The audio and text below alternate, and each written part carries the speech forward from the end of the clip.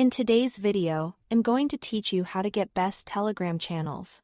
We'll keep it simple, practical, and focused on what actually works so you can discover high-quality content quickly. Start inside the Telegram app with the search bar at the top. Type your topic and pay attention to the global search results. Not just your personal contacts. Global results surface public channels and bots that anyone can join. When you see results labeled as channels, open a few previews. Read the channel description, skim recent posts, and notice how active the channel is.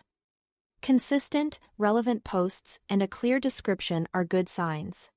If a result looks like a private chat or a contact, that's not what you are after here. Stick to public channels that appear in global search. Next, get specific with your keywords. Broad terms bring clutter.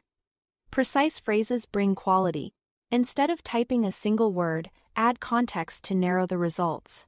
For example, if you are interested in news around digital assets, don't just search crypto. Try crypto news for timely updates, crypto trading, for market strategies or NFT community. If you want collectors and creators, little tweaks to wording can dramatically improve what you find. You can also combine terms or try synonyms if the results feel off. Give each variation a moment to load and review before moving on. If you are looking for entertainment, search for MovieBot.